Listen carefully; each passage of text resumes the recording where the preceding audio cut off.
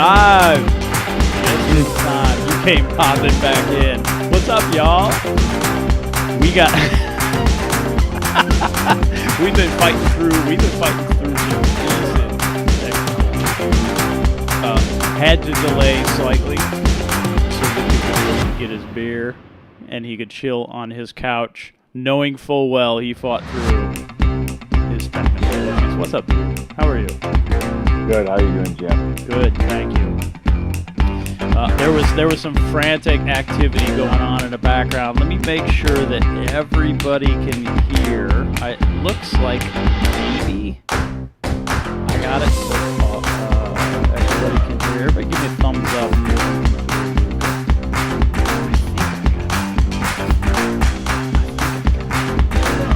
Yeah, I'm still here. Let me run through the list real quick and see who we have online. Telegram. Music is still running. So let me go ahead and, yeah, see, that's what happens when I turn the music monitor off so I can talk to somebody while they're hanging out. Monitor and output. Yeah, we're good. You can hear me? You can hear Luca? I think so. I think so. Check. All right. Whatever.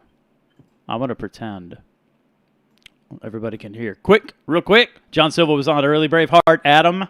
Flippers. Anthony. My mother and father are on this thing. Chris.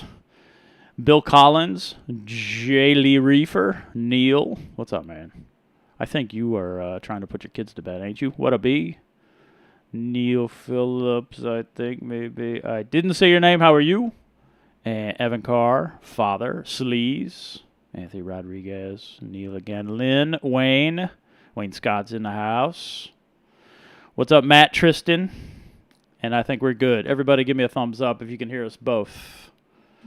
And, of course, we have Luca to talk a little bit of Calc Slurry. We're not going to go through the normal Instagram rundown of what happened this last week because we're just going to get right to it. If that is cool. Luca, introduce yourself, please. Tell everybody who doesn't know who you are. Yeah, hello. My name's Luca. I'm Mahina Coral on Instagram. And like Jim, I like to play with things and make things. Or, in this case, break things. That's the right way. Yeah. I don't know. Jim, I've been doing this for 3.5 years, I think. But keeping fish for like 25 or something like that. So, okay. I'm a nerd, so I'm a chemical engineer. So I enjoy to apply science to reefing and not marketing. Yeah, roger that. Roger that, no marketing. That's me, dude. So first, shout out to all the chemies around the world because I have had nothing but good luck with every chemical engineer I've ever worked with. I've hired a couple, and they've been awesome. So I'm going to go ahead and zoom. I mean, you're paused. Oh no, you're not. You're in awe of all chemies right now. But I have had nothing but. It's been always my pleasure to work with every chemie I've met. That's awesome. That is awesome. Yeah, we are struggling. I will tell you, my reef is running better than this Zoom internet connection I have here in Wisconsin. I'm going to say that much. What's up, but kid? I brought a show and tell. I brought something to show you. Oh, sweet. I got a little show and tell going on, too. So let's get to it. Go. I don't know if the camera can pick up the grooves. Yeah. Alcat its way with that thing. How about it's machined itself? I like that. That's a little calc sand right there. Yeah. So, you got to go for it. So I had this old, this is a Ross mount mover. Yep. Italian-made AC pump. Yep. That just kicks out massive flow. And it looks like it got obliterated by like 40 grit sandpaper. It's interesting. So that's. I wonder how the Jabo is going to fare. So far, I've got that SLW10 sitting in. It's in a small container. It's in this container downstairs, right? Yeah. I had an MP or whatever that is in there, and that wasn't working. But so far, the Jabo's been kicking it. Did the impeller plastic tips get broken off on that quote unquote MP? No, it just got loud. I was like, oh, something's not right. So I took it out and I threw it in some citric acid, and then I didn't look after that. But similar deal as what you were working with. Just a for you, just a magnet inside of a rotating doodad, and I'm sure it was getting ground up pretty decent. Yeah. Yes. But that's what happened to mine too. It started making extreme noises. So I think this is all part of the fun. Let's see what we can ruin. I don't mind donating an SLW if it makes it a week, I'll be psyched. If it makes it a month, then we're going to get to talking. So we'll see. You're paused.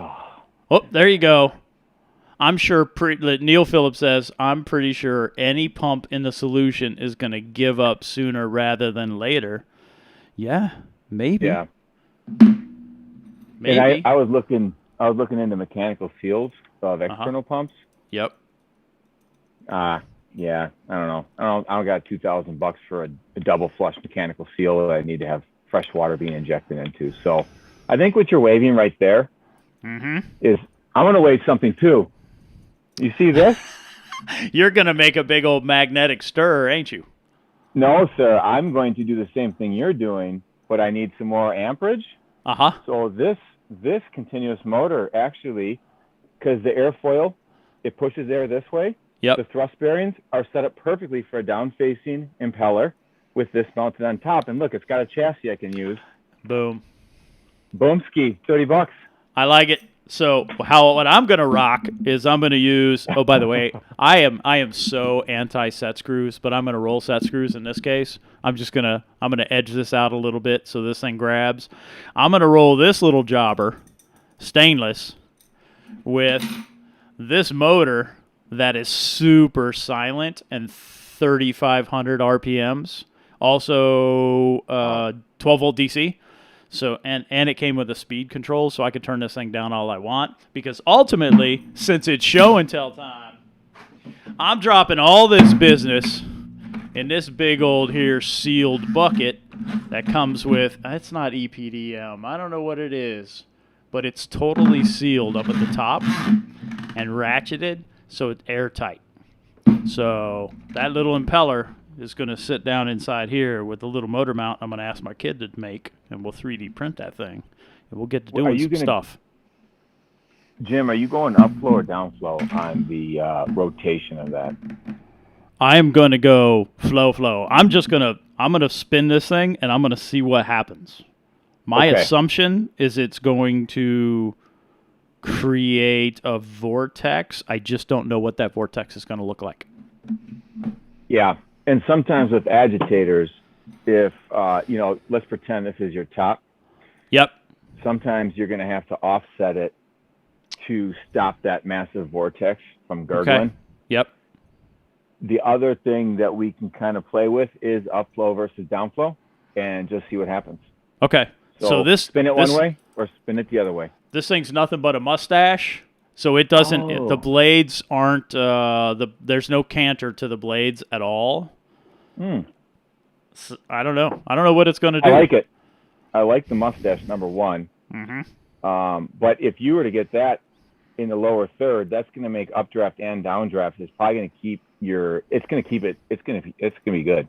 I don't know. I'll do a clear first, and we'll see how it looks, and then we'll throw some magic powder in there. And see how it handles it. Turn it into a dairy, a little milk. Yeah, tell me about your milk. Tell me which is a really odd thing to say to a dude. But go ahead.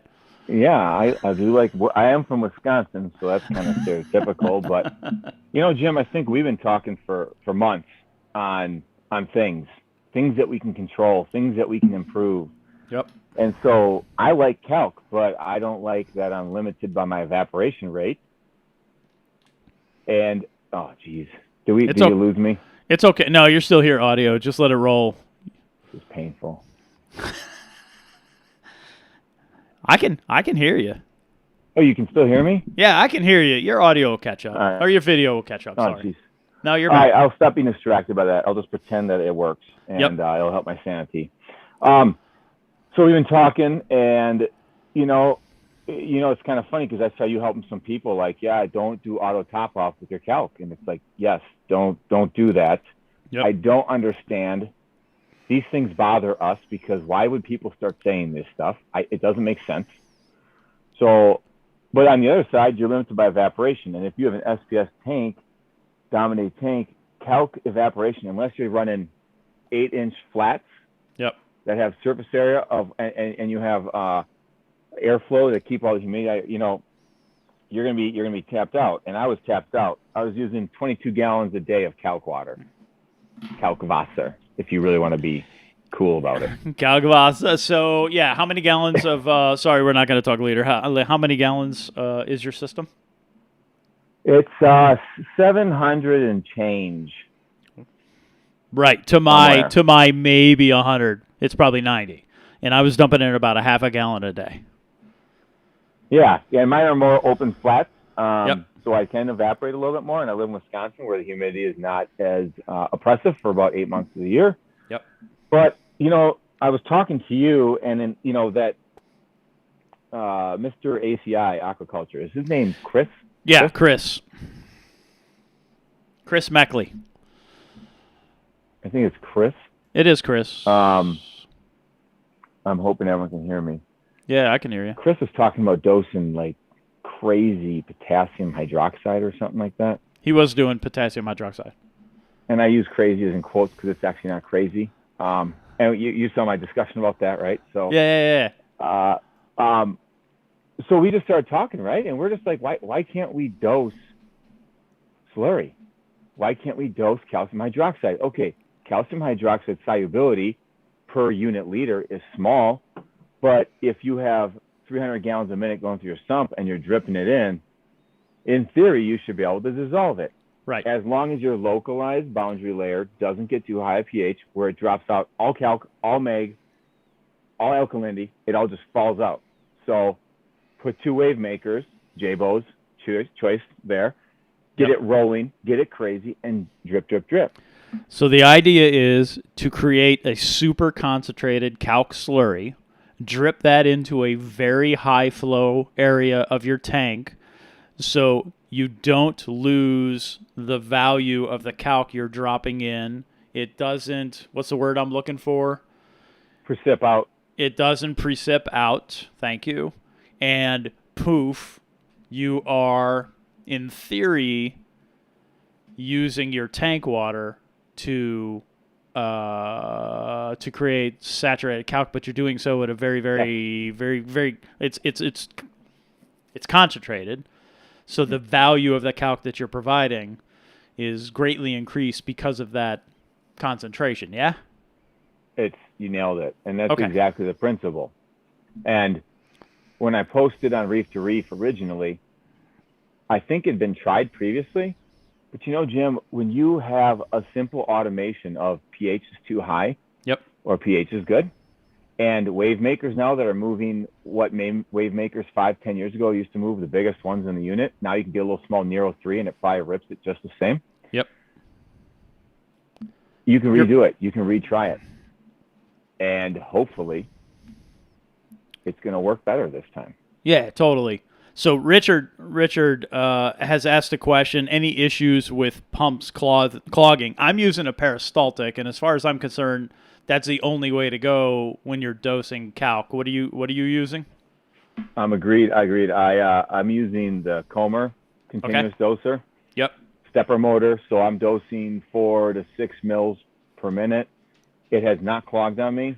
And I think I was telling you, Jim, you just want to get the smaller tubing. You don't want to go. This is where big bore is bad. Yeah. And smaller is better because the velocities are increased and you don't get the settling. So between us, we haven't had trouble with that. No, I haven't had any problems. You're using smaller than 1/4 inch, or using what are you using? It's like eighth. It's like metric eighth, so it's probably a titch over an eighth of an inch. Okay, cool. I have had no clogging problems ever. even when I was using the Tom's Aqua Lifter, which I'm sad to say are now no longer sold, which totally sucks. I have 4, and I'm not going to fess them up. Those things are worth their weight in gold, but whatever. I have 4 also. Cheers.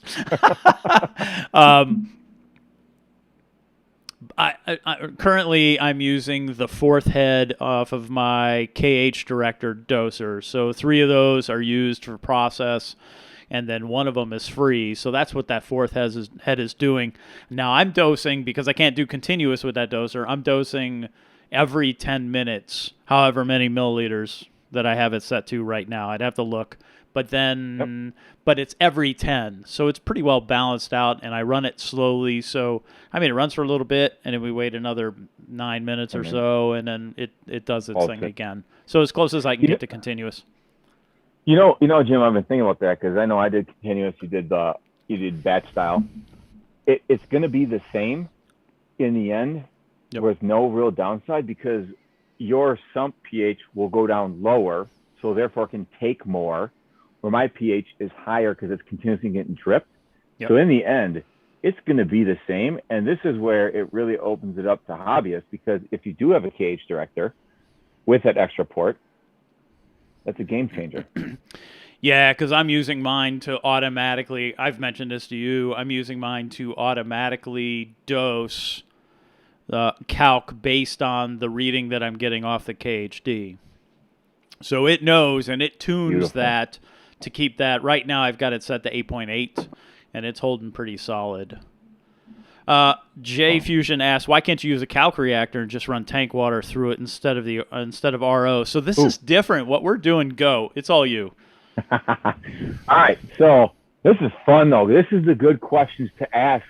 And what I like about this is we can explain to them with science, not just we think this is what happens, right? No marketing. So, yes. So let's say, I love the question. So let's say we're pumping in tank water to our calc reactor. We're going to have a magnesium and calcium carbonate rock. It will snap the reactor stir. It'll keep this building until you rock out the entire thing. Yep. It'll be glorious, though. It'll be cool. And then you could put citric acid in there, and it would like volcano out. It'd be awesome. But that's that localized high pH. So for me,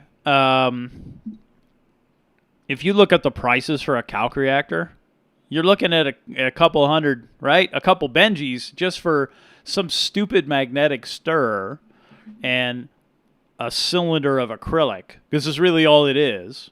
So a magnetic stir is what, $30 maybe on Amazon. Sitting on top of an acrylic cylinder with an inlet in the bottom and an outlet at the top, and it's a sealed cylinder. And all people are doing, all the manufacturers are asking you to do, is occasionally stir that mag stir. So theoretically you have saturated calc above the swamp, right, above the slurry, and then you pump water in the bottom, which percolates up through, pushes. It's really just pushing the saturated calc at the top out. I would argue that I don't have the data. I know Ryan and Randy talked about this in one of their most recent episodes, that I would argue that saturated calc in a container that you shake up and let sit, the top of that calcwasser is the very similar pH as to what you get with a couple $300 calc reactor, and you're just wasting your money. It's a total waste of money. I can't figure out the value of a go. So I think you really described, I can't call them reactors either. I mean, that's not a reactor. It's a dissolver. Yeah. Dissolver. You want to call it a dissolver. It's a mixer. It's a mixer. It's an intermittent mixer. Well, is it Avast Marine? Avast? I don't know. Avast. They have a cool little DC AC kind of motor up top that stirs constantly. Yep. And I can push 13 gallons a day through that. So for me, that one is on a different level. But Jim, you have all the parts to build that for 30, 60 bucks. Right. I just don't. I don't get it. I don't get it. Like the ice cap. Nope. What's the ice cap go? Like $200-$300? Oh, I'm not going to talk about ice cap products. Okay, I can. It's a ripoff, just like the battery. I just don't get it. I just don't. I think ice cap is not engineered to any standards, so I don't even buy their stuff at all. I avoid it.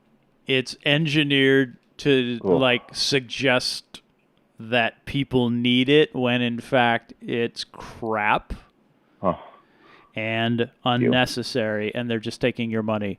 It's your money, not theirs. Go.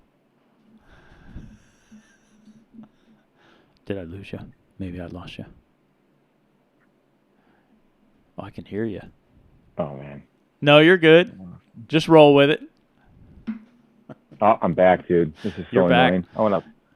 You know what I hate more than ice cap products is my computer right now.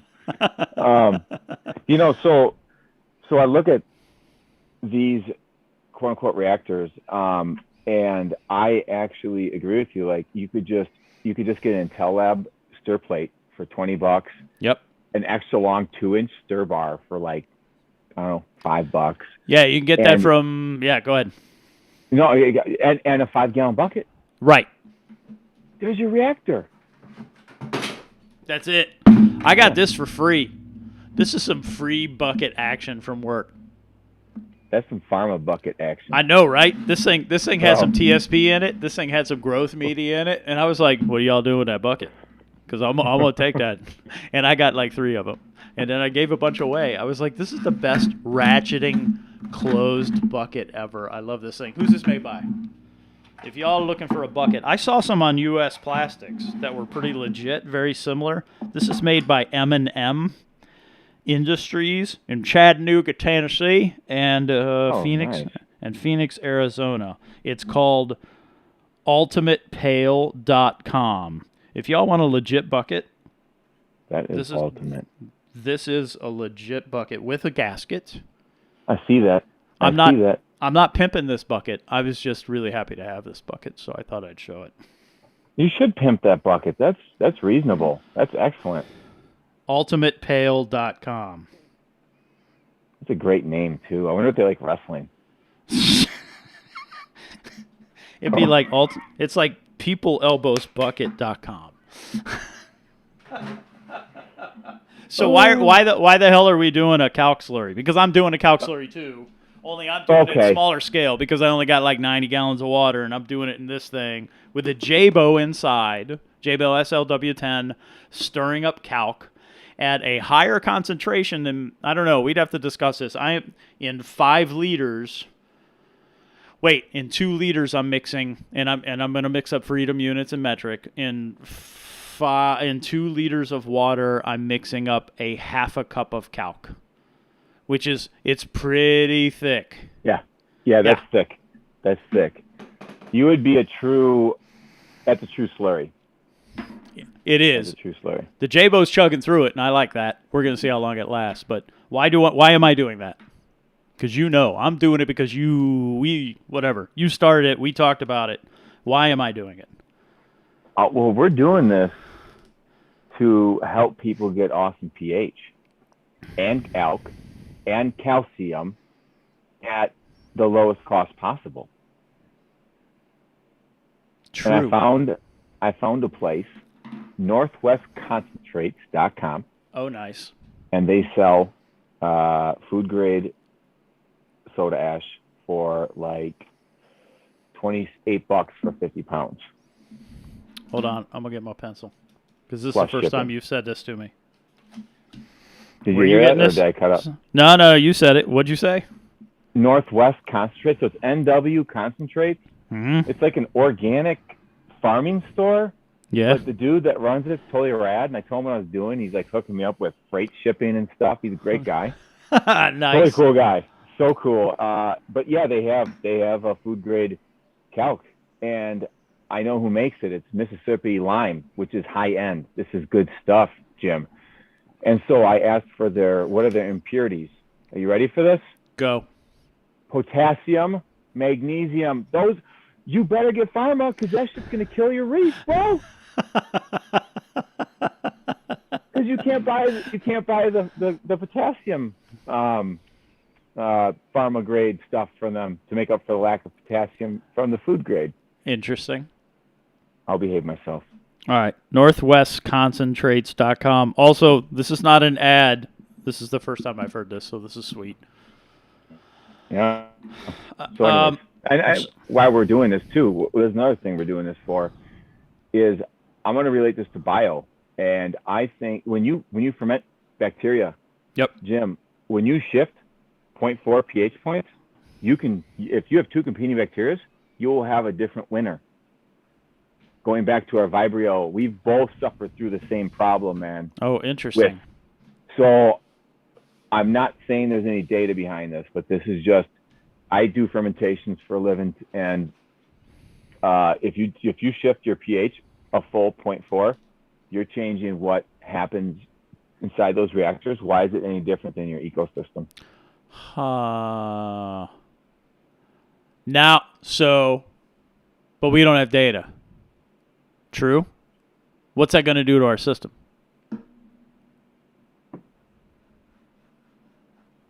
I can hear you. I know you're there. You have some sweet, sweet Wisconsin internet action going on right now. Oh, I'm back. There you're back. It sucks, dude. I hate this. I'm gonna go jab a Cat 5 into my router and just sit in my bedroom so y'all can look at my old furniture and shit. It's driving me nuts. I lost your video. Oh. I have your name. I Luca. could put your picture up there with your fake smile if you want. Yeah, my name is Luca and I live on the second floor. So what I've been doing, so hold on, let me run through this. Richard says precipitation is why I fear the slurry. Yeah, but you're dissolving your slurry. Check your camera, Luca. You're dissolving your slurry much the same way you would be if you were just mixing saturated calc. So as long as you are dripping the slurry into a water that's moving well, then you have no precipitation concerns. Yeah, your video's muted. Yeah, it's like it's just disabled it because I'm limping here. Is that what it is? I think it is, man. Oh, it won't turn on. You're thinking about no, it's back. It's thinking about it. It wants to do the right thing. Everyone's gonna be like, this Luca guy, I'm not listening to him because he can't even run a computer. Well, I mean, you're not a computer engineer. You're a chemical engineer. Yeah, wrong C. Wrong C. What? Let's see. Let's see. I think it comes down to convenience and aesthetics. Yeah, Lynn offers that. In some cases, I agree. However, the aesthetics of a calc reactor, like one you buy, I don't know. I can take this bucket and I can put this thing in a closet, and I can dose quite a distance away. Yeah, your video's not coming through at all, and it's over. And not have a problem at all. How far did you dose yours, Jim? How far from your pump to your tank? My container that has the slurry is in the closet. The doser is on the other side of the wall in the basement, and I'm another 6 feet away from the doser to... Actually, I'm dosing into the overflow at the moment. Oh. So water flowing into the overflow, then drops down into the sump, is all sorts of agitated there, and then makes its way right. My system's pretty small, so that's smart. It seems to be working right now, and plus I can watch it. Right, I can see if I have any issues. I try to keep the tip of the dose tube in the water to make sure that I don't get any clogging. Because I figure if I keep air out of there, then I reduce my opportunity for clogging, and that works. Yep. Have you noticed skimmer is working quote unquote better? So I'm an interesting skimmer operator, meaning I'm poor at it. I don't ever empty my cup. Like I'll go a month before I'll empty the cup, or a couple weeks, whatever. As long as my skimmer problem is clogging. So I've got this cheesy No. little, actually, it's not cheesy. It's probably kind of expensive, but it's small. It's a little nano skimmer. I'm not running the, oh, crap. My brain's going to go dead. I have a nicer one. I just haven't put it in the tank yet. I posted about it a Okay. while back. I just haven't put it in there. Hmm. The skimmer I do have likes to clog up. So what I got to do is I got to pull the airline off, put this big old honking syringe on there, suck and push, suck and push, suck and push until I, unclog the thing. So I've noticed two things specifically with calc dosing, calc milk dosing, is my keto growth has gone down significantly. Hey, Down. there's no CO2 in the system anymore. I have zero algae growing in any of my tanks. And my algae scrubber also doesn't work anymore. Why? Why is that? And when I say it doesn't work anymore, it's working at like 10% capacity. Okay. Because I think there's no available carbon dioxide. When you're running this calc reactor, calc slurry at optimal 8.5, I looked at concentrations of CO2 in salt water at that point. It's extremely low, like super low. And there's a lot of evidence that calcium hydroxide helps precipitate out phosphates. So you could actually be seeing a drop in phosphates. So watch your phosphates, Jim. That's interesting. I'll watch that. Right now, what I have is Chaeto growing more than I've ever had before, and Oh, I don't know why that is. And this is really just my first full week of Slurry. Right, I think those two are not connected. I don't believe they're relevant. Chaeto's growing like crazy.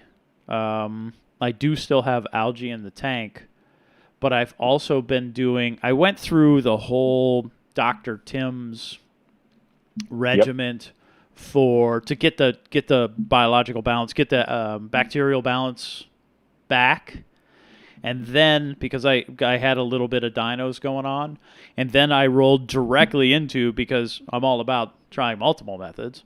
I rolled directly into the Elegance Corals / Reef Dudes method to just do like a complete biological reset of anything that I have going on in the tank, and I just finished that up yesterday. Hmm. But like I mentioned, Chato's going crazy. I don't know why that is, and I don't have algae growing in my tank at all, but the Okay. Chato is insane. And I feed pretty heavy. I feed a lot of pellets, pretty heavy, which may play a part of it. But I can tell you, doing all of that with peroxide, with vodka, with the different bacterial products from both Tim's and whoever that other stuff was from, Mm-hmm. is a pH impactor negative. Yes. So my Bad. pH tanked, Mm-hmm. as you would expect. And then I've slowly rolled in the slurry, and my pH was over 8.4 today. And the Beautiful. drop off last night when I added a higher concentration of slurry to the container. And by the way, I've turned off my 2-part. I'm not dosing 2-part anymore. Nice. That pH drop last night was substantially less than like the night before. Yes. And these correlations only started happening about week 3 for me. So my keto, Okay. I'll be very interested to see how your keto goes for the next 3 weeks. And I think it was when I finally got comfortable to go and ride that 8.5 all Okay. the time. Okay. I mean, my low was 8.45. My high was 6.2. And that's when I noticed the biggest drop. Now, my calc reactor, my calc slurry system blew up. I think we We talked about it. We saw the propeller. Yep. See more growth in my scrubber and my refugium again. That's interesting. Not crazy, but it's coming back. Okay. So, but yeah, I mean, Jim, here's the final deal: is we get external agitation. Yep. We have this figured out, dude. That is it. We are done. This is a closed case, and we both move on to new things. Yeah, I think I'm looking forward to. I'm throwing your picture up here just because I lost your video. So in the background while you're talking, I'm fiddling around with my stream. But I'm really looking forward to say getting the bucket going and getting into like 1 month of Slurry just to see what all of that looks like, right? What that turns into. And you know I'm coming off of challenges with bacteria and losing acros and all of that stupidness that I had. Terrible. Yeah, that sucked out loud. But if I can come back in maybe a little different and certainly higher pH, I had pretty good pH before. When I had good photosynthesis and I wasn't losing things, I had pretty decent pH. But what I'm looking for, pH. It did okay. What I'm looking for now is more balanced pH that like supports the tank as it should. Yeah. I 3 weeks, 4 weeks in, I quit losing acros because I've been having a little bit of that too. Okay. So I'm going to use some buzzwords here. My tenuous have been growing like psychopaths. See, I mean, I've never seen it. It's crazy. And all my tabling acros are like going nuts. Okay. And in my torch, I have this one torch. It's the size of a softball right now. It's crazy, man. It was like a golf ball. It was dying. It hated life. And now it's like loving life. So I am seeing whatever's happening for these last 4 weeks. The tank was happy. Okay.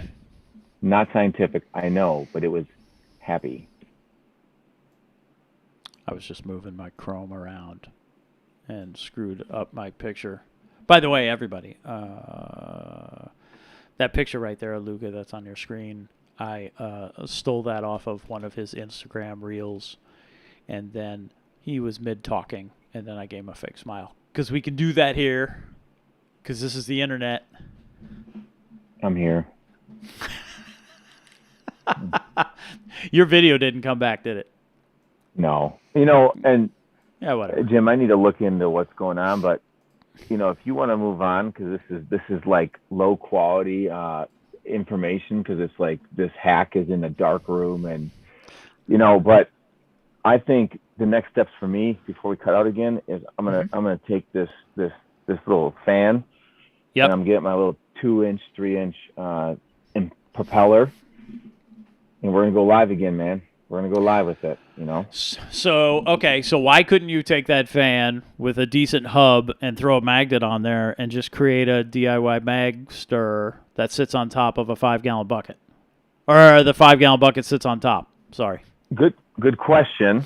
And after I've seen what Calc does to things that rub together, okay, I am no more rubby in my milk system, because it's just going to end in the same. It's going to grind through whatever. So the Teflon or the plastic is going to start grinding, and you're making micro shavings. Okay, I got you. Not going to do it. But you can still see me, right? My camera's still on? Yeah. Yeah. Yep. So how do you feel about like a shaft stirrer? That's where we're going. That's okay. The win. This is the way we have to do it, Jim, to make it work. Everything mechanical is out. How thick of a slurry is too thick of a slurry? Good question. What's your recommended concentration?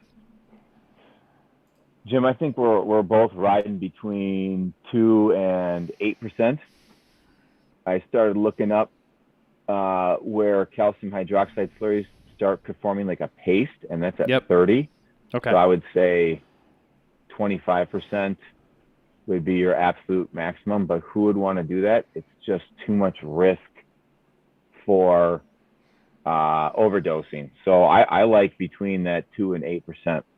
Okay, 2 and 8%. You're probably riding around 6-7% based off my rough math as you told me how much you were doing. It's a little viscous. It looks pretty good.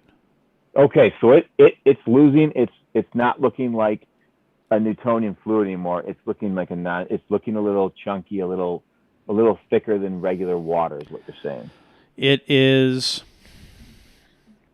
It's still flowing pretty good, and the white, like I base it off of how white does it look, and it looks decently white.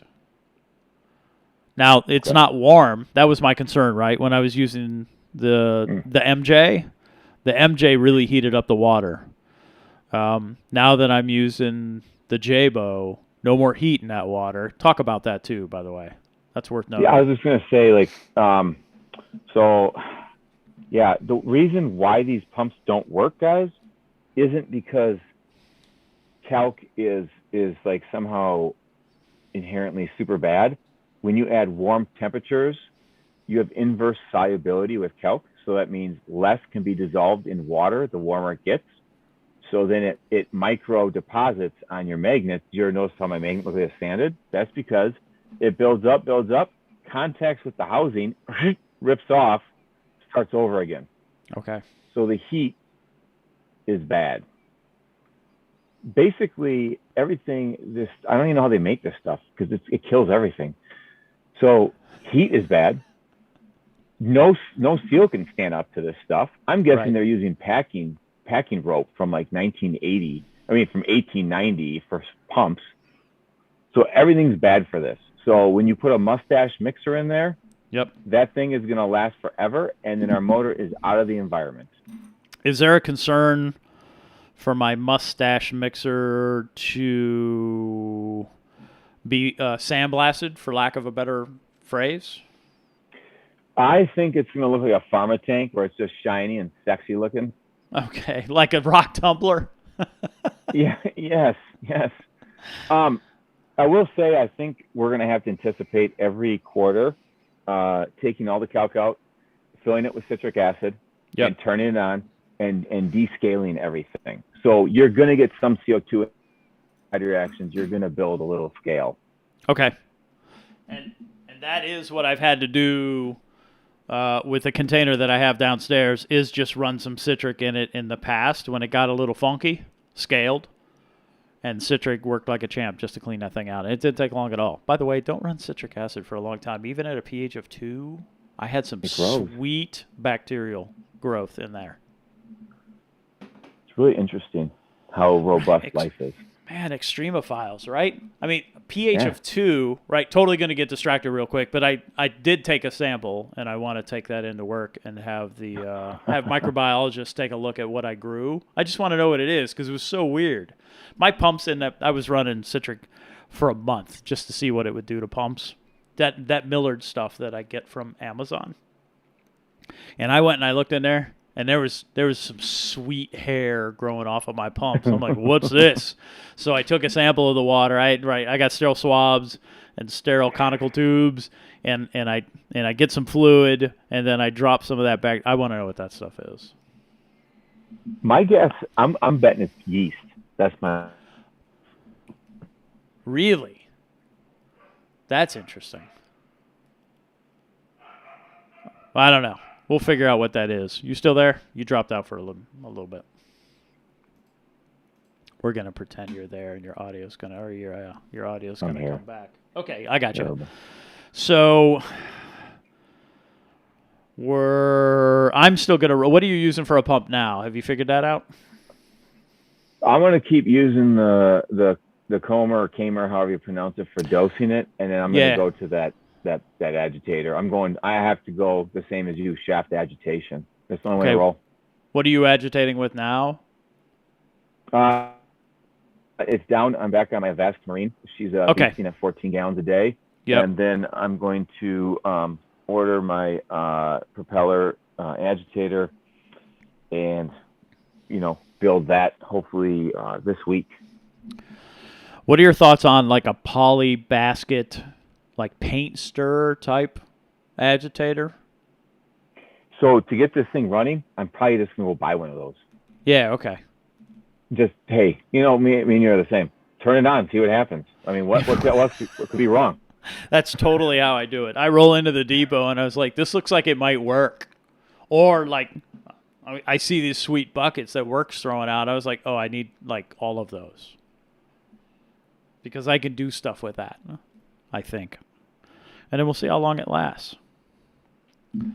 One question, can you dose calc directly into a filter sock? I can't see why you couldn't put a slurry into the filter sock. Would it eventually dissolve, or are you losing some of the effect? Because it'll dissolve slower. Would it eventually build up in a sock? Would that be you dose it into a filter sock first? Is that what they're asking? Yeah, you're dosing the slurry into a filter sock. Or dose. The question is, could I dose calc straight into socks? My assumption is, because we're talking slurry, I'm going to assume slurry. Yeah. Well, you get a low flow situation here, and I think it would just catch all the precipitation. You really got to have that open environment where you get that stuff mixed instantly with as much volume as possible. Ultimately, you're trying to use your tank water to be the volume of water to create saturated calc. Now, you're not going to go full saturated because that'd just be crazy talk. But right, that's what you're using your tank water for. Yes. In the past, what I would do is I would scoop 9 teaspoons into a 5-gallon jug. It was actually a 4-gallon jug, but whatever. I would go one more than I need. I would fill that thing up with water, and then I would legit and there's a video of this somewhere, where I would just shake this damn jug full of water and then go sit it next to the tank, and that was the volume from which I would dose and that would be a week, if not a little bit more, right? No, that'd be more like 6 days, 4 days, 5 days, somewhere in there. Because I'm dosing saturated calc. I don't have a need to mix at that point. But because I'm trying to, and correct me if I'm wrong, please, because I'm trying to glean the benefit of additional calc in the tank by using my tank water volume as the volume of water to attempt to not get to saturated calc, but like get close, I'm effectively doing the same thing, which is why I'm able to dose the slurry into the water. I think that's right. I'm back. Okay. I think you're right. So the other thing I think we should talk about with this is, like, I'm going to call you the calc cowboy right now. Okay. Because, shaking calcium hydroxide solution, that shit's crazy, bro. That's wild, bro. Why is that wild? It's not. I'm not bathing in it. I'm not. Oh, there's a movie reference I'm trying to make, but I'm drawing a blank. So it's not bad. It's bad for your skin, but it's not terrible for your skin. Yeah. But if you were to be shaking that, and let's just say somehow it's flashing your eyeballs. Yep. Bad. Sodium hydroxide can turn eyes into raisins. Have you ever seen those pictures of people's eyes after sodium hydroxide? No, I'm not going to go look at that. What the hell are you talking about? Do not. For reals, don't get it in your eyes? But so how come the industry doesn't talk about calc safety? My answer Zoolander. That's a reference I was going to make with it. Go ahead. Zoolander. Yeah. Man, we're on the same wavelength multiple ways.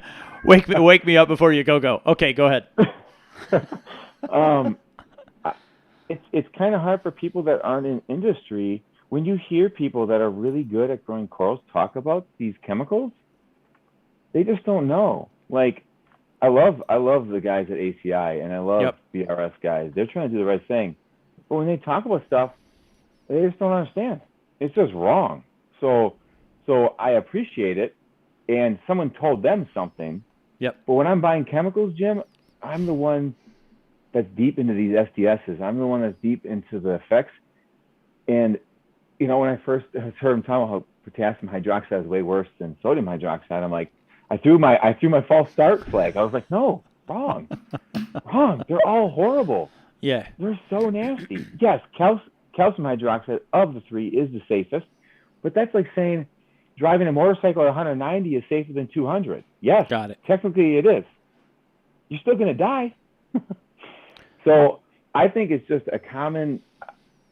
They're trying to do the right thing, but they don't just know. It's cool, and that's where I think I told you one of my visions is to start bringing the safety into briefing. You want to talk about, okay, I hate carbonic acid generators, aka calcium reactors. Yep, calcium reactors. Hard pass. Let's play the event that no one talks about. Do you know universities that have compressed carbon dioxide? They have to be chained down and they're inspected. Why? If one of these, go ahead. No, go ahead. If one falls over and you hit it just right, it can go through 14 walls in a research and development facility. Happened at UW-Madison, where I was doing research.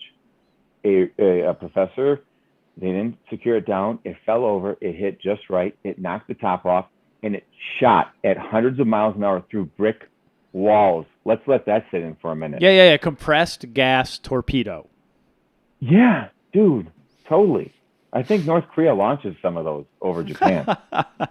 And you're talking about this because you have to have that cylinder of CO2 to run your calcium reactor, quote unquote calcium reactor. So think about that. Let's say you got some young kids and you're setting up this calcium reactor because it's the cool thing to do. No one is telling you, hey, you have a torpedo. And let's just play a little scenario, Jim. It doesn't break like that, okay? Yep. Do you know this probably, a CO2 container, you can unscrew it while it's not plugged in and it'll just blast CO2. Yep. Imagine a 5-year-old unscrewing that and dying because it had in an enclosed oxygen. Right, in an enclosed space. And a 20-pound tank, an enclosed space is 20 by 20. It's going to kill you. So it's like everything like that. You're on the mercury of T5s. You're dead right. Yep. Do you know that if you break a halide or a fluorescent light bulb at a workplace, you have to have a team come in to clean it up? Why? There's mercury. Whether it has a green end or not, it still has mercury in it. That's what I've heard. I've heard, no, it's green. It's got a green end. We're good. Wrong. False. Because it's like saying this engine is somehow magically clean. It's like, no, it has to run off gasoline, so it's the same. It just might use less gasoline for the same amount of miles, but it's still using gasoline, just like a fluorescent is using mercury. We're not going to have to worry about that much longer. I know. I saw the new regs in Europe, and I was looking at some of the stuff coming our way. I love T5, but I'm also working hard on why I think T5 works well, and it's not that the T5 bulbs. I think it's other things.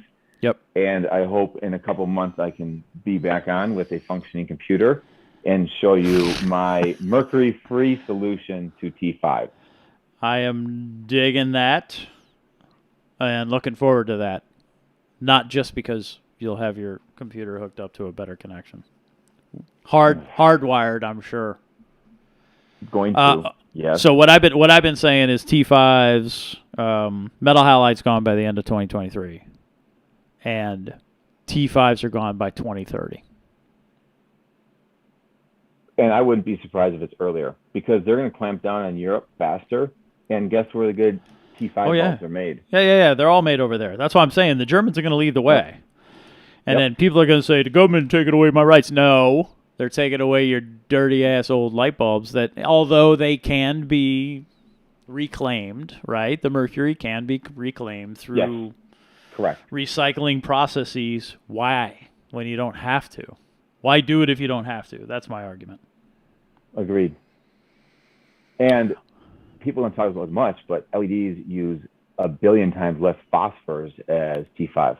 So if you take one T5 and take the phosphors out of it, you could make production of epi LEDs in Taiwan for like weeks. They make 100 million LEDs a second, I think. You know, joking but not joking. Right. So better overall utilization of resources. And T5 and ATI reflectors has a relative efficiency the same as LEDs, but that's it. That's it. Anything else you buy, trash. It's half. It's junk. Lynn says 2030. I have time with the T5s. You do, Lynn. For now. Lynn, I'm with you, brother, and I have about $4,000 in T5. Oh, Lynn's sister, okay. I got about $4,000 at wholesale cost of T5 bulbs. Yeah, a whole lot of people are buying those things up, even metal halides, right? And I get that. They're just not going to be available. Then everybody will work through their supply, and then everybody will get over the change. And then we'll be all on T5s, and we'll all be looking forward to whatever is next. Because, you know, somehow we got off of Calc onto lighting, which for some reason I always do. Does Calc raise phosphates? So, okay.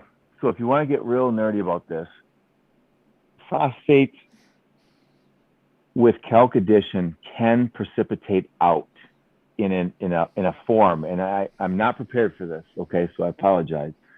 If anything, it will lower phosphates. However, phosphates. Personally, I always tell everyone it won't do anything, but if it makes your skimmer more efficient, which has been shown in several quote-unquote studies, I don't know how you document how good a skimmer works, but it'll make your skimmer work better, possibly, which then could theoretically lower your nutrients. So I'm just going to say it won't negatively impact it, and you might see improvements. It'll vary by miles. Who drives it, different. Lynn says, "Yo, bud, I ain't your brother." Joke, joke. It's okay. I tend to pick the male-dominated stuff. So there it is. She's a local, and she's awesome, and she's very generous. Rock on. I have a girl's name, so what's the difference? We're good. Let's go. Let's see. Wayne says, pumping in the hobby ain't easy, but Jim's going to do it. I think Wayne's making fun of me, as well he should. Oh, hey, Wayne, I owe you a phone call, don't I? I apologize. I was with my boy fishing. Nice catch, by the way. Oh, thanks. That kid, that kid, we call them, for whatever reason, we call them rockfish here in Maryland. But yeah, totally stripers. And my kid got the big one, and they're sitting in the fridge downstairs, and I'm pretty psyched to go eat them. Not today. Proud Papa. Yeah, it was fun to be able to take him out. That was his first time out on a boat. We went out with a bunch of work friends, and we had a blast. It was a good day yesterday. The Chesapeake Bay was almost glass. It got super, super calm there for a little while. And shout out to Maverick Charters out of just on over the bridge. They hooked us up. Andrew always does. So there's that. Germans make good stuff. Well, Kyle, I have a Porsche 911 with a 6-speed, and second gear challenges that assertion. However, I mean, it still runs. So there's that. Well, actually, right now it doesn't really run all that well. So there's that. However, I do like me some GHL, so we'll just leave it at that. Not poking? Not poking. Go ahead. You got poking to do? Tunzi, however you pronounce it. Yep. Take apart their products. They are built. Oh, I have tons of respect for that company. GHL. You take apart that box and you take apart an orange box. Oh, yeah. It's built to a different Germans. They believe in science, engineering, product prototyping. They build a lot of those electronics in Germany. That is rad. There is a difference. But you pay for it. You pay for it. Yeah, you do. Only people who take stuff apart get that.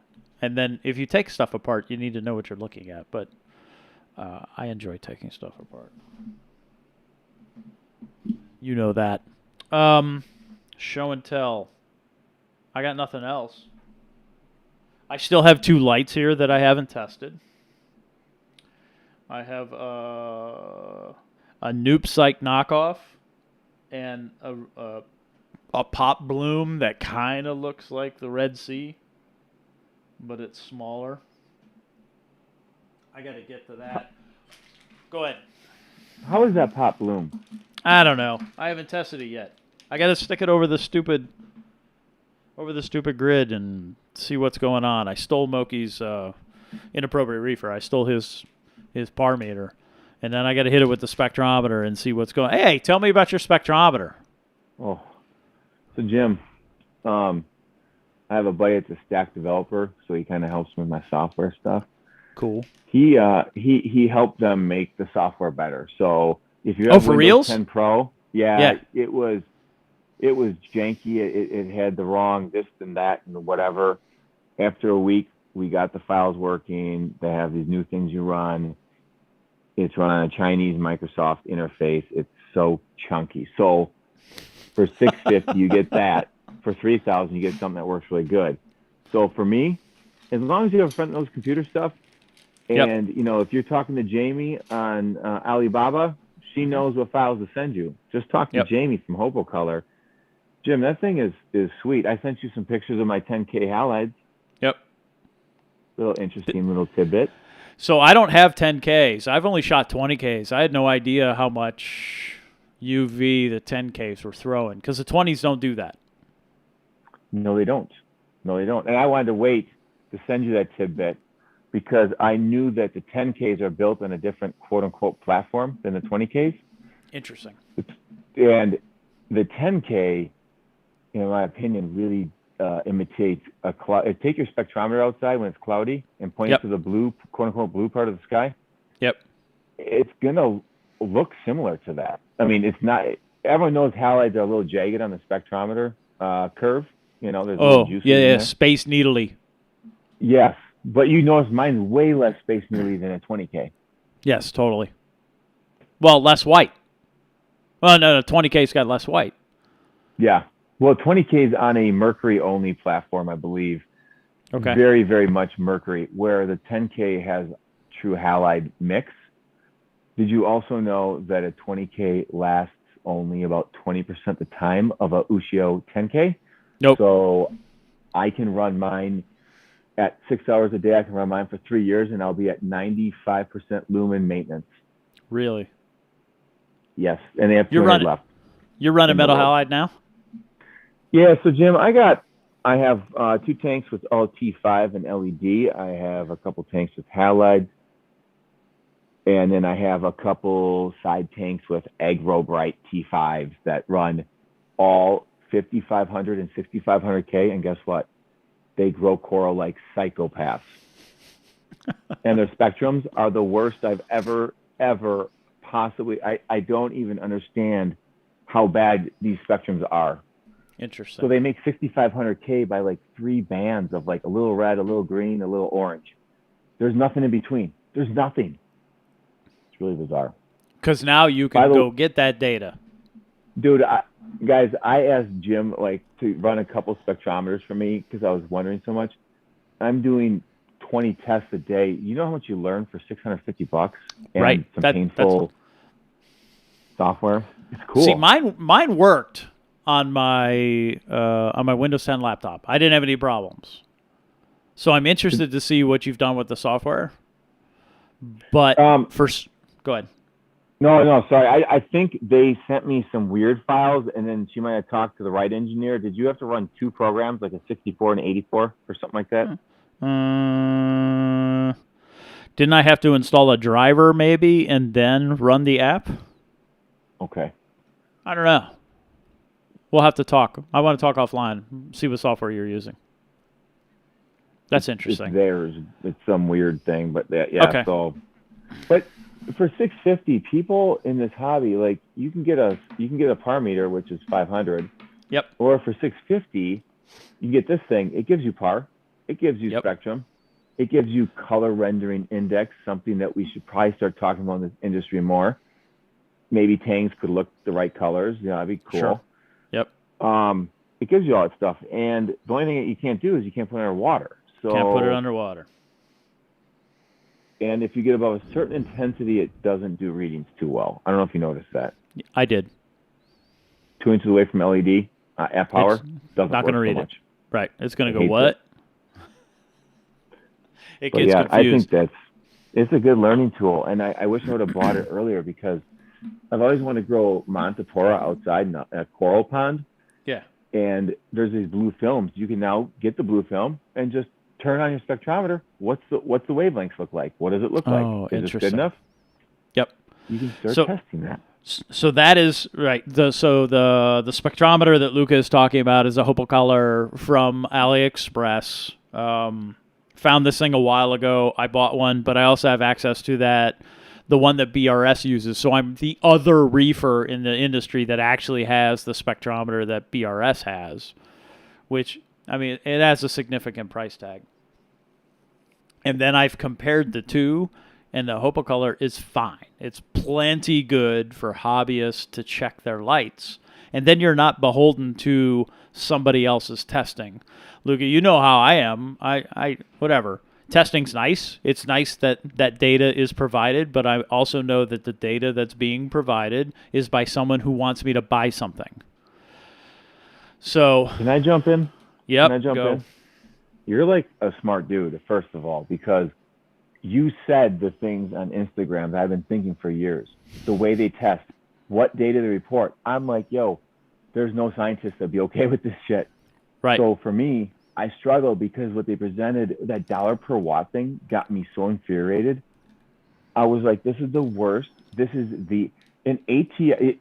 Okay, so look at this. I'm just going to rant for a while. I apologize. So they did the 2 foot by 2 foot. So they compared the ATI 2 foot.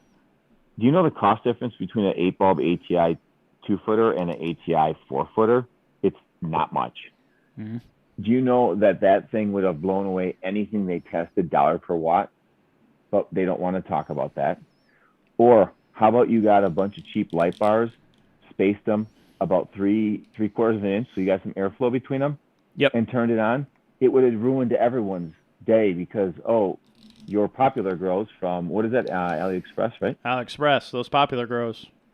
Those would take the cake, man. Those would ruin all those light manufacturers' day. I can take 4 AliExpress bar, 24-inch bars, and ruin any Reef Bright assembly made. Amen. Because I can also customize my spectrum. I'm not stuck with 450, 470 like you get from Reef Bright. Exactly. What I like about you've been talking about some of those Reef Bright, like those what are they called? The X braces or something like that? Oh, those are Like this. Like I was like, hey, I hit up my kid, and I was like, hey, can you make me something?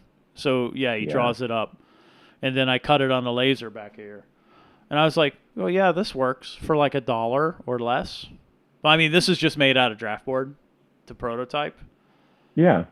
But if I could do this on the ends, and then come up with the cross brace using, because you've seen these lights, right?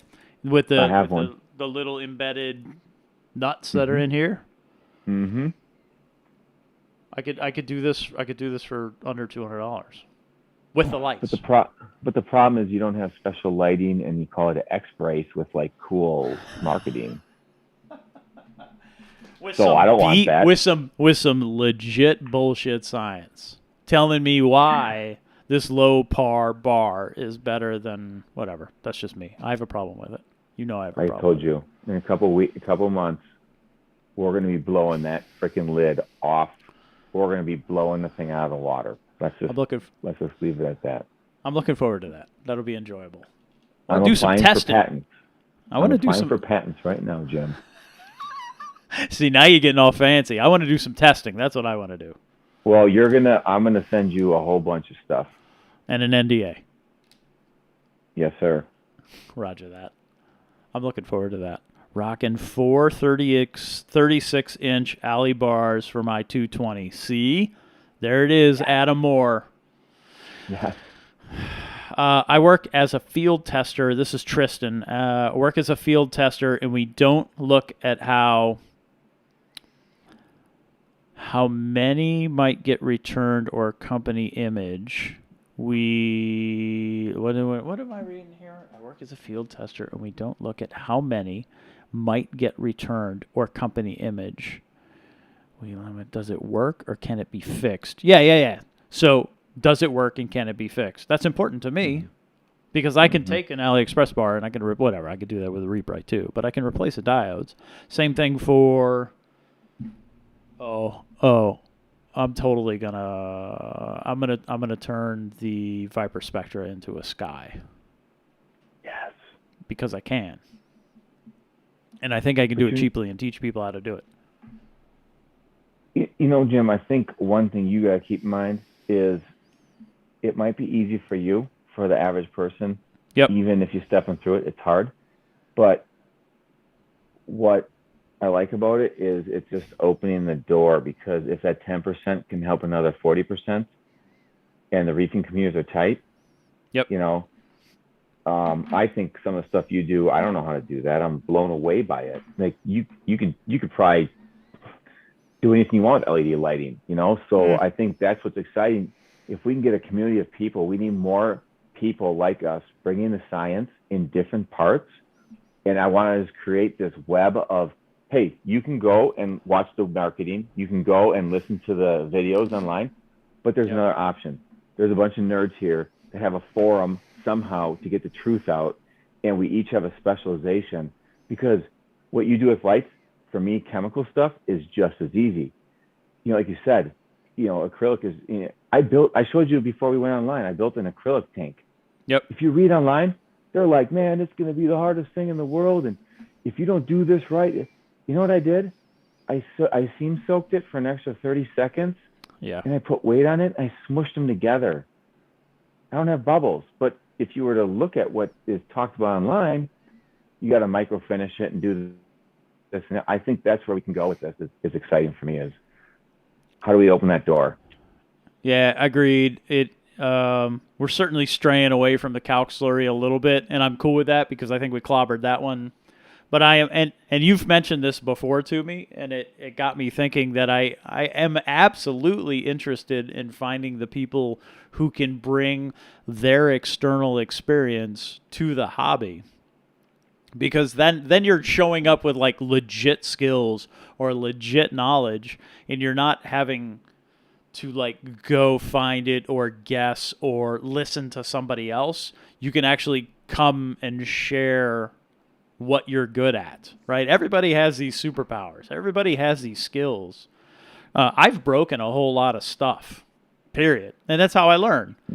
But it has given me the opportunity to learn some things that maybe otherwise I would not have had the opportunity to learn. And whatever. I'm also a little crazy, so I enjoy, hey, can I do this? No, I fail. Hey, can I do this? Ooh, that one might have worked a little bit. Exactly. And Kyle, go ahead. Go ahead. No, go ahead. You can throw in, okay, so I'm not that great at growing corals. Like, I can grow corals, but I can't grow them like some people. Some people can grow them. It's insane. Yep. You know, so that's that whole other side. Maybe we could get some people that would start really sharing how to do it, because I think there's fiscal reasons why it's not being shared. It would be cool if we could find some people that have ridiculous tanks and they start helping us figure that out, because if you combine a Calc milk system with someone that knows how to grow really good corals, with someone that knows how to make really good lights, with someone that knows how to make next level water circulation, you could have a new era of reefing. Yeah, agreed.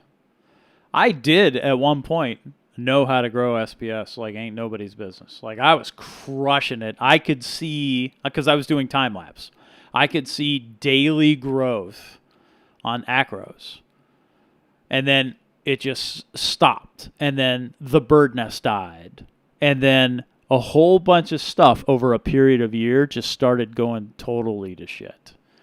And I lost like all of them except for 2, I think. and now Oh. it's starting to work its way back. Now my softies are right. Softies and LPS are just happy. Like they're like, what? What happened? We're good. Can we take up the extra space? But Yep. I don't know. I think that's my story too, Jim.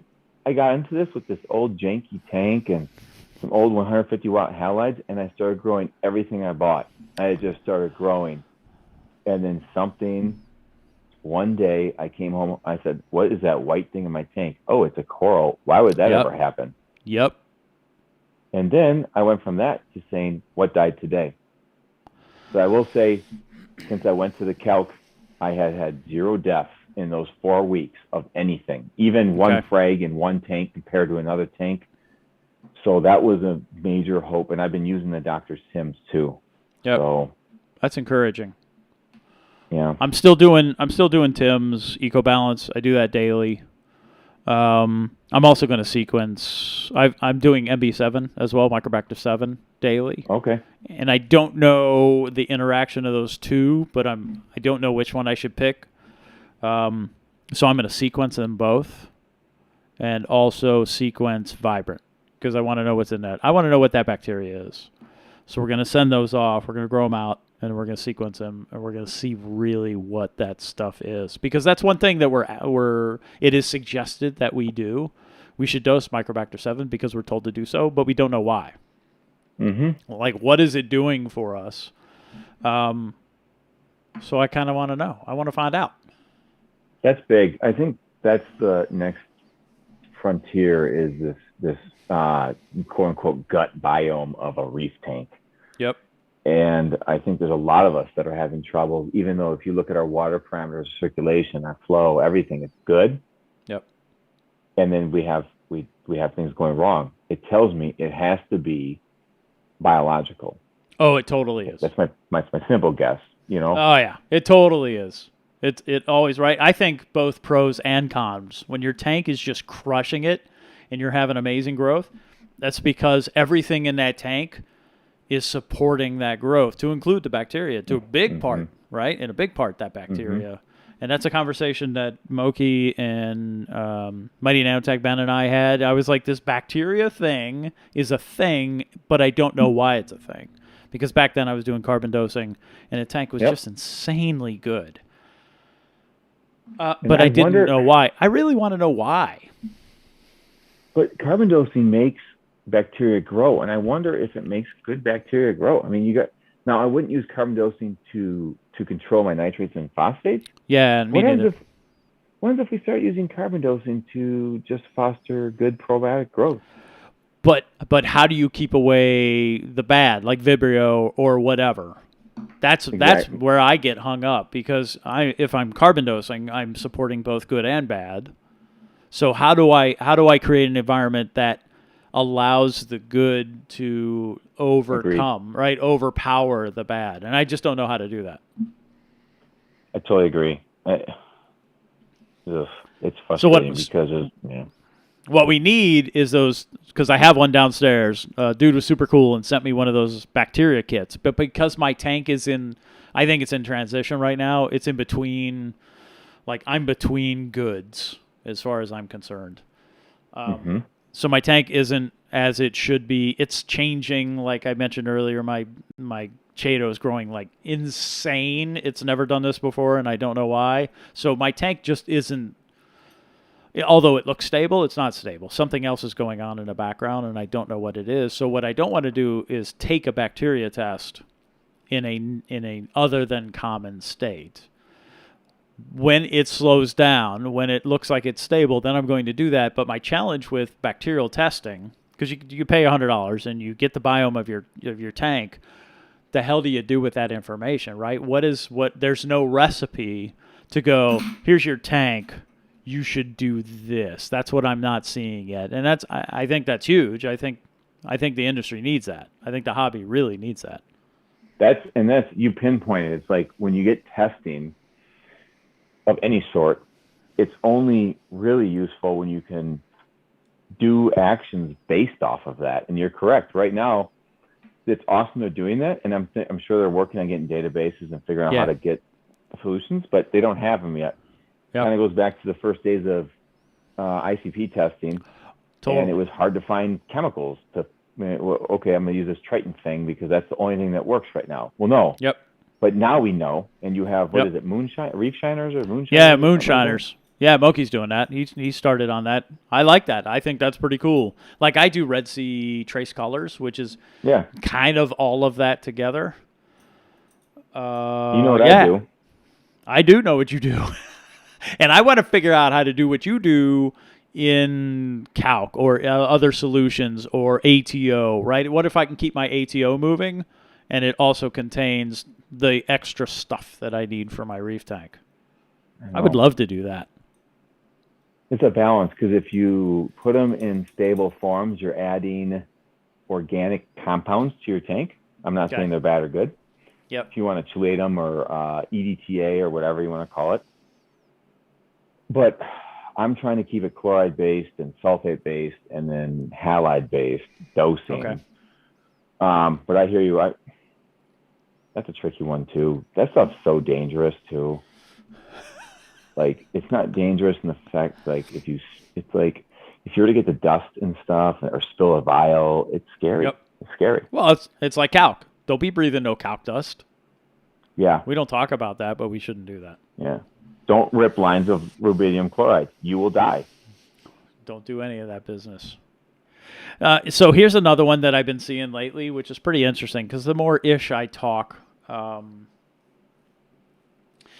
whether it is disagreeing with those who are at the forefront of the hobby, challenging the testing that I see, like what you're doing with a calc slurry, doing something that's other than accepted, other than normal. I see comments often, you might need protection from the aquarium mafia. Like, why is a hobby full of nerds and greedy chodes creating an environment, creating an environment that would support quote-unquote mafia? I just don't get it. So I think when you intrude on someone's territory, you're going to get some feedback, right? Sure. But I don't agree that you're going to get that repercussion because I'm going to stick to facts. I'm going to stick to data. I'm going to stick to legitimate arguments that when they really, really look deep down, shit, these guys are right. Okay. They're not defaming me. They're not ruining my business. They're just simply saying, here's what we believe. Here's the data we have. We have certified spectrometers. So don't tell me that we can't have a valid argument. Yep. So yeah, like this calc slurry thing, Jim. I mean, we do this, and it's legit. I don't think that Geo is going to come after me for calling it carbonic acid generators because they know it is a carbonic acid generator. Yep. And I love Geo because they're made in America. So I'm like, I'm not bashing them, but I'm definitely not going to be telling people to set up calcium reactors. Like, why would I do that? Hey, let's destroy your pH and let's dissolve sometimes unsustainably harvested coral skeletons to redissolve. Or you can buy the other stuff, Jim. But if you're going to buy man-made calcium reactor media, why don't you just use it in its first form, not dissolve it with CO2? From my hobbyist, non-chemist view, I don't get a calcium reactor. I don't know why it's a thing.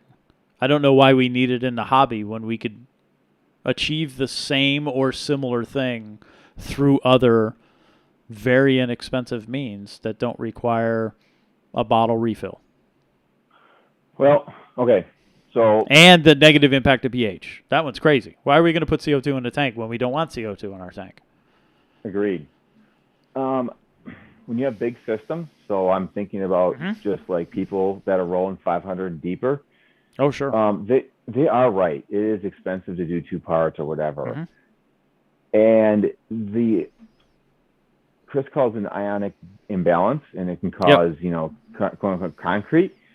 There's a definite reality to what he's talking about, and you can have chlorides but not have salinity. If that really it shouldn't make sense because it's not true. But when you start replacing certain things, it can really whack stuff out. And I told you I have that Excel spreadsheet somewhere that simulates all this.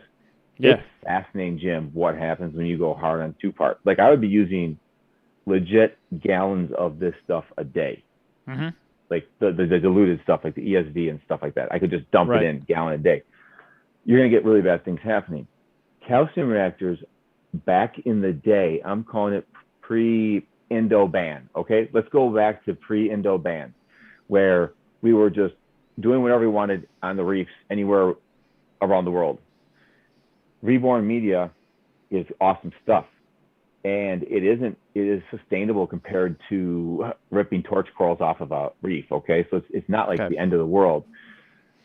That stuff was cheap, so for me, I could wholesale get that stuff at such a cost that it didn't make me want to go and find something. But when we had the reborn freeze, Jim, that's when Calc Slurry came in my scope, and I said to myself, Jim, you got me thinking about sustainability with the T5s. You know, like he's right. You know what else is like T5s, Jim? Ripping coral skeletons from some sandbed or some trench because we know there's biological value in that ecosystem. Having it washed, having it shipped thousands of miles, that is bad news, dude. You can go call up Mississippi Lime. They're taking limestone under intense heat and making calcium hydroxide. It's local, it's ancient fossils, it's still creating a carbon footprint, but it's not nearly as nasty as something like that. And I'm not bashing reborn media because I think it is kick-ass actually, but it's just I have to be cognizant of the future. And you know what? We have a mercury ban coming. We're going to have a coral skeleton collection ban coming.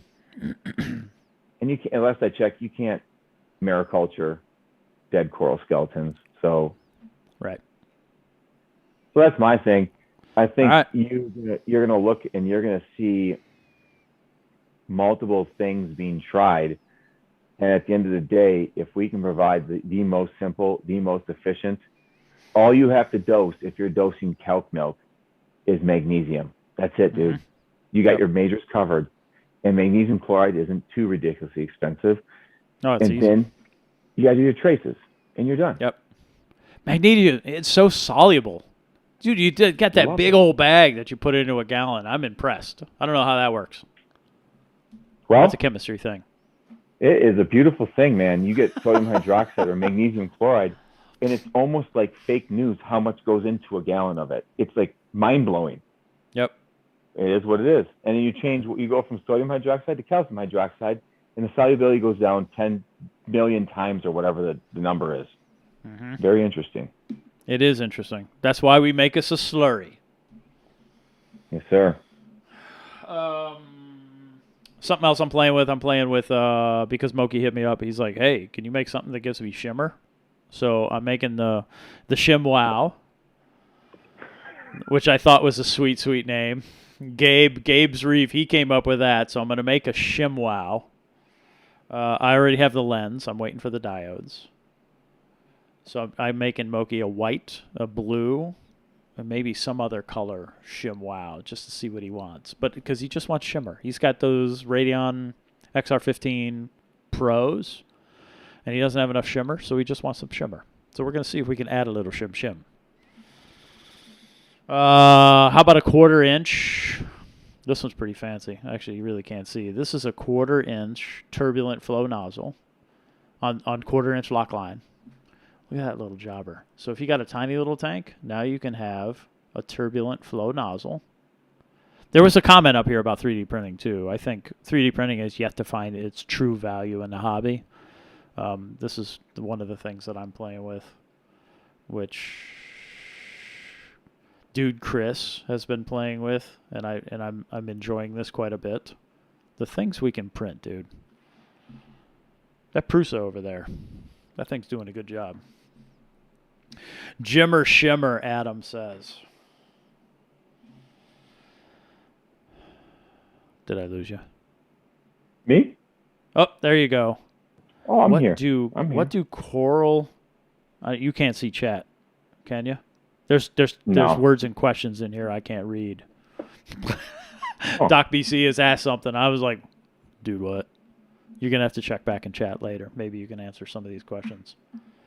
Adam writes, everybody in a hobby at the supplier level is buddy buddy. It's a small circle. Yeah, it totally is, and I get that. They're not all buddy buddy. There's certainly some personalities and some that don't necessarily get along. But I agree. It's they protect each other. I'm not concerned about that. I'm a hobbyist, right? I kind of don't need to be concerned about that. What's my give me my top 3 takeaways for Calc Slurry, because we're going to get to wrapping it up here. It's 9:00. yeah, it's late. Top 3. Number 1, yes, it can be done. Number 2, I think we're going to be able to do it pretty simply. And number 3, it just does so much good stuff for your tank. It works. It just flat out works. For you to put your system online and let it go into the hands of GHL that quick, Yep. It's stable.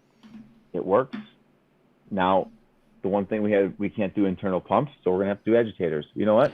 I figure out the fan thing for a bigger one. You figure Yep. out the little one. We Yep. have from 10 to 2,000 gallons covered. Yeah, what I'd like to do is take a bucket. It doesn't need to be this fancy bucket, but I'd like to take a bucket.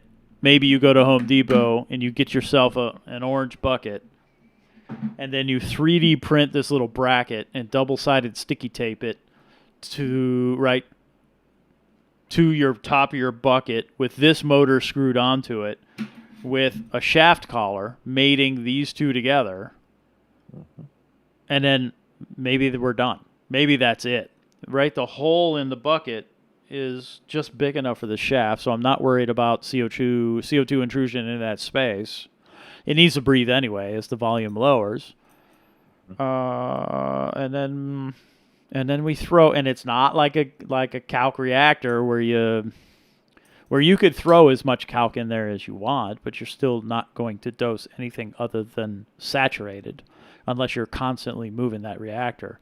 In this particular case, we'll be able to dose as powerful, as thick, as strong of a concentration of calc as we want based on our needs. Maybe that's what we need to do.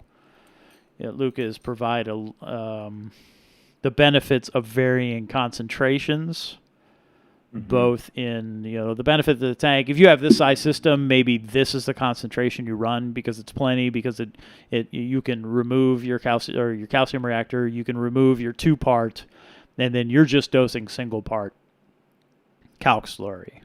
So maybe this is a concentration for this size volume, this volume of a system.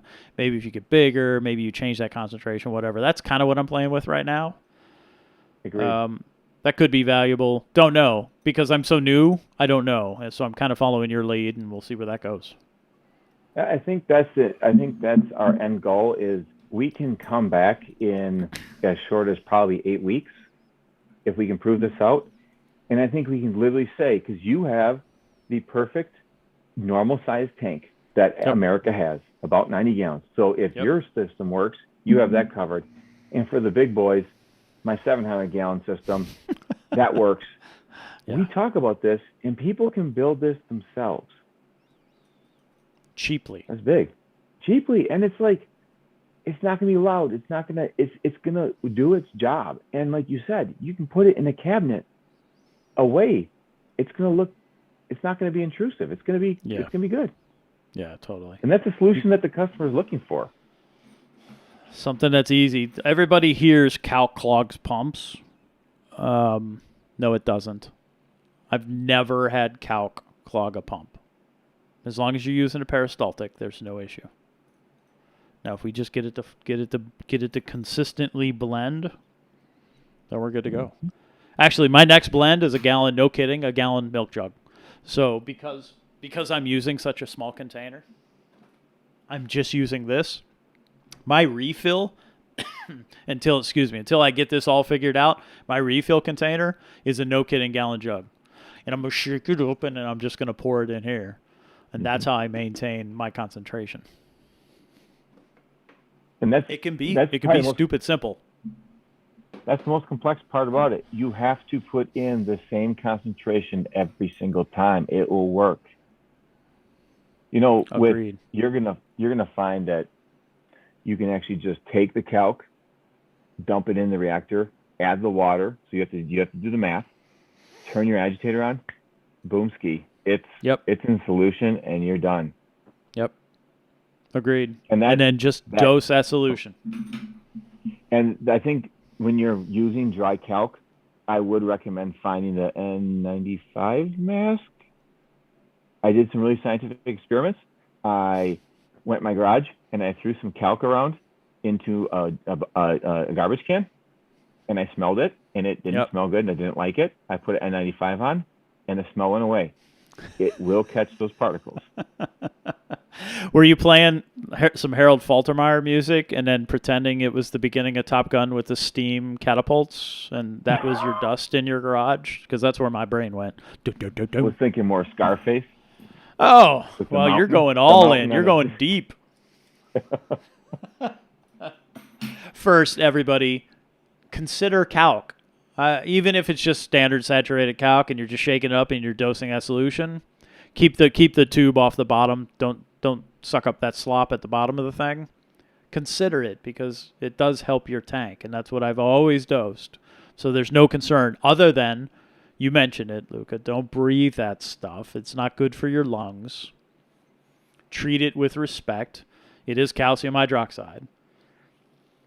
You don't have to worry about it. Soap makers around the world have been using stuff like this forever, and there's a whole bunch of nerdy soap people everywhere who are like, what's your problem? Just respect it. And that's all you got to do. Agreed. And then if you get froggy, consider a slurry. Consider dosing a slurry, because you can get off your calcium reactor, you can get off your tooth part, and you can dose something that will not only benefit your tank in terms of calcium and alkalinity, but it will also boost your pH. And although we've all been taught, much like we've been told to put calc in ATO and never do that, we've been taught not to chase pH, and I think that's wrong. I think you should do what you can to improve your pH, because your tank will be happier. I agree. I think the chasing pH thing is my new mantra, honestly. Cool. I'm chasing alk stability, and I'm chasing pH. And my theory is how do I actually balance my peaks and troughs? So I want to take this calc slurry and take it a step further and minimize the dips and minimize the peaks also. You're alkatronic, right? Yes. How do you like that? Because I hear awesome things. I love it, and it actually could do microdosing of calc milk, because it has the extra pump, and it has the same polymer as the Comer for the dose. That's why I know it works. I know it lasts. I do like it. And my guy who at CoralView, he's selling the reagent for a third of the cost from Alkatronic. So I can do like 10,000 tests for $40 or something like that. Is it 0.1 mole HCl? I think it's 0.1 mole. You dose it, 4-to-1 into the container. Pretty certain. I haven't titrated it yet, and I plan to do so because I enjoy it. You're diluting 0.1, or you're running straight 0.1, you think? Whatever they give me, you take that, and you take 1,000 mils of water and 250 mils of whatever that solution is, and you mix that, and that's what you use for Alkatronic. Interesting. Okay. So, you just touched on something. Do not do calc milk without an auto tester that you trust. You can't. That's true. I've been watching Moki's Alkatronic for a while because I have the app on my phone, and he was kind enough to let me log in and watch that thing operate. Very consistent. It operates very well. The alarms are good. The warnings are good. The cautions are good. The, hey, it's time to calibrate are good. Hey, your pumps, whatever. The maintenance alerts that you get with an Alcatronic, I'm very impressed. And then his consistency, just because I can speak to his only, that's a solid device. I've had similar experience with the KHD. They operate almost identically, I think, and I very much trust that technology. It's a very simple, very effective, very consistent technology. I have one caveat with your GHL love. Yep. If you drop a GHL doser in salt water, it stops working. So I think it's junk. I'm just kidding. That's unfortunate. I lost mine. You can buy the board. I know. I have a bold prediction, and I think Alcatronic and GHL are going to be dominant in 3 to 4 years. They are so far ahead of the curve on. You take apart Alcatronic, yep. You're seeing the same quality as you're seeing with GHL. And that dude that runs Alcatronic, his brain runs at a different frequency, man. Yep. Very smart. Those are good people. Moki visited when he was over in Hong Kong. Between those two, I agree with you. They are absolutely the better devices as far as I'm concerned. Alcatronic and GHL. Agreed. All right. I think we've covered way more than I had anticipated. I'm psyched to play with, to continue to play and learn with a Calc slurry. So I appreciate you motivating me, giving me something to play with, giving me something to investigate. Because, right, I was just dosing Calc, saturated Calc. I do my 9 scoops and I shake it up and that's what I dose. But I like this because it gives me some freedom. It frees up 2 of my doser pumps because I don't have to dose alkalinity and calcium. I don't have to dose that 2-part anymore. And whatever. It's just something new for me to try, and it's something I'm sort of familiar with. So it gives me the opportunity to play, which I very much appreciate. Also, you know what the hell you're talking about because, this is your jam. So I very much appreciate being able to talk to somebody who, I heard from a dude once. No, you happen to be the dude, so I'm excited to be able to have access to a resource such as you, because you know what you're doing. And then I really appreciate that, Jim. Also psyched about the other things that you're doing. Yes. So I want to kind of give back some love. The conspiracy theorists are going to say we're bought out by the same person. I'm just kidding. I know, right? So Jim, you've given me a lot of motivation to do this because you help fill in some gaps, and I'm able to bounce off of you a lot of ideas that give me confidence. Because if I'm hearing from my other resources, they're saying no, no, no, and you're saying yes, yes, yes. So we're going to keep playing with this together. Cool. And I will tell you, I like chemistry and I like photons. That's my obsession. My first word when I was born was light. That's my first word, literally. So. Let's keep plugging away. I'm a big supporter of you and your fam, as we like to call them, the squad. Yep. And let's keep sharing and showing love. So, I really appreciate it. This is my first time ever being on a stream. I failed miserably on every measure besides my voice. But maybe next time it'll be a little bit better. Yeah, we'll get there. And I've got this big, like I mentioned earlier in the stream, this picture of Luca did not have a smile. But you got a big smiling face right there on the stream. You dig chemistry and photons. I dig photons and batteries. I continue to look 0.1 N sulfuric acid for Alcatronic. Get it on Amazon for $36. That's coming from Phil, Reefkeeper. That's cool. Interesting. I'm going to show that. Weird. It held that message for review, Phil, but I just shared that. So thank you for that. I'm excited. I have more batteries showing up. I have another battery to build for Big Red, and then I'm going to continue to build larger and larger batteries such that my reef tank can run with a heater, as long as it can. I just want to see what I could do.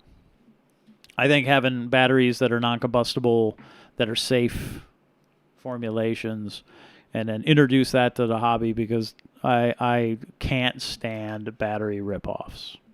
That's just one of my things. But because I don't know chemistry, I suck at that really bad. All right. Any parting stuff you got, Luca? No, thanks again for having me on. I appreciate it. Yeah, man. I really appreciate you being here. You bring a lot to this hobby, and I'm excited that you're here, and I'm excited that you're a DIYer. Also excited that I get to learn from you, so thank you. We trying, baby. We trying. So all y'all out there who are interested in stuff like this, who have superpowers outside of whatever we're doing or superpowers that complement what we're doing, please yell. We're looking for, right, there's this void of DIYers as far as I'm concerned, or maybe you all exist and I just don't know it, and maybe Luca doesn't know it, whatever. Those are the people I'm looking for. Luca's looking for as well. I think finding a place where we can help and support each other. I know there are some out there. I think there are some opportunities in this hobby. I think we both think there are some opportunities in this hobby to change things, to make it a little better, certainly make it more approachable, more fiscally acceptable to do what we do, because you can do this cheap and you can do this fun, and it'll introduce more people to a pretty sweet hobby.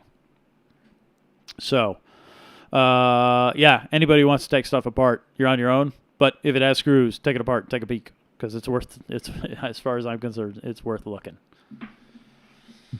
All right, I think I'm going to wrap it up. Anything else, Luca? Oh, it's well put, and I encourage people to reach out. Like you said, we got to get that network and get those compliments and get those additional people thinking and helping us, because when you start connecting technology with biology and all that, whoa, let's look out. We, as a collective, will have more research and development than these big companies. Yeah, agreed. I'm interested to see. I mean, you mentioned biology. I'm interested to see what happens with the bacteria. We just don't know, so I kind of want to know. You know what I mean? It may hurt feelings, but these are companies, and they have to be prepared for that. I'm just a dude. I'm a hobbyist. I'm a guy in the craft room. You know what I'm saying? Yep. All right, y'all. I think I'm going to wrap it up. You first. Go ahead. Have a good night, everyone. Thank you for having me on, Jim. Boom. There it is. Luca, thank you so much for hanging out with us. I hope everybody is doing well. I hope, and Luca, hang on after I quit the stream. But as always, I hope you're doing well. Your family's doing well. Everybody's healthy. Things are certainly looking better. Things are opening up a little bit. I jumped on a boat this weekend with my kid and went fishing. Was pretty excited about that. Didn't wear a mask, which was really nice because it would have gotten in the way of my chicken eating. But keep doing awesome things. Happy reefing and be kind, everybody. Thank you. All right, let me figure out.